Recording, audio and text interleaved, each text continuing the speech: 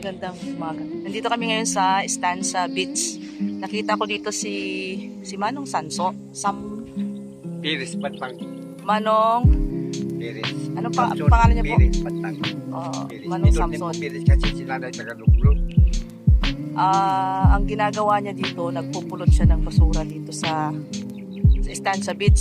So far, sa lahat ng punta ko ngayon lang, nakita ko yung Stanza Beach na sobrang linis niya after nung May 1. No? Maganda. Malinis siya. So, ano po bakit po nyo ginagawa ito, Manong? Sabihin nyo nga. Ito para sa palagay natin ito. Hindi naman ito para sa akin, para araw. Yung mga naiwan natin, yun lang magkinapag.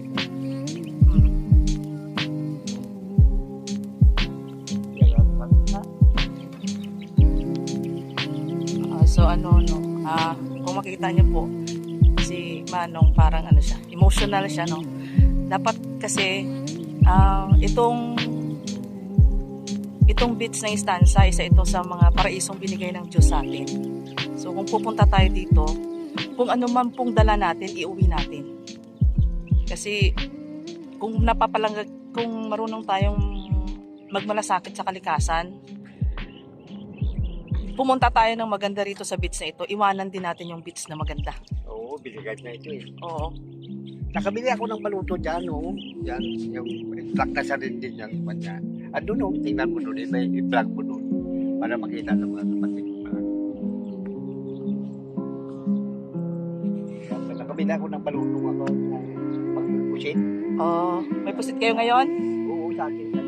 Black na sa rin ng yan kasi siguro binigay sa akin ng Panginoon.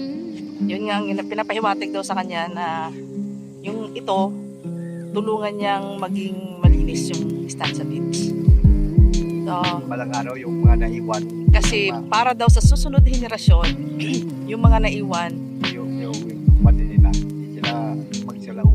at least hindi sila magiging masaya na iniwan sa kanila itong lugar na ito na maganda pa rin. So, ganun din tayo. Maganda ito. Kasi maganda naman talaga. Isa ito sa mga beach na maganda. Yung mga dito, hindi ito white sand eh. Black, gold ito. Oo, gray gold. Gray gold actually. Nahalo kasi ang gold dito sa gray sand. Yun ang nasabi ko sa ila. Yung sa Boracay, ako ng Boracay din ako, marami kong mag-anak batang yan. Pero, Iba yung Boracay. Napunta ko mayaman na rin po. kasi sila doon. Ito naman kasi yung Stanza Beach ay pure gray lang talaga siya.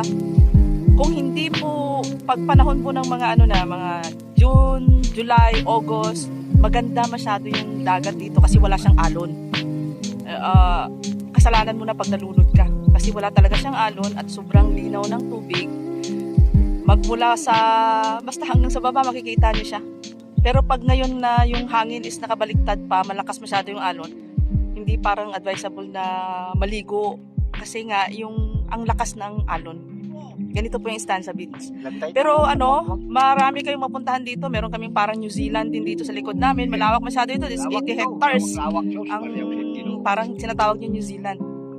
Maraming salamat, Manong, sa malasakit. Ituloy niyo po yan. God bless po. Kasi ako, sabihin ko doon sa mga kamag-anak ko kayo, Ano po yung masaya sinasabi? na ko nga makita ko nga maganda yung binigay ng Panginoon kasi sa kanya ito, hindi ito sa atin eh. So, siya, nakatingin siya sa atin. Lahat, titingnan tayo kung ano yung ginawa. Kung nakikita niya, eh, yun siguro. So, masaya si Manong Samson na Nandiyan nagagawa niyang nalilinisan yung Stanza Beach.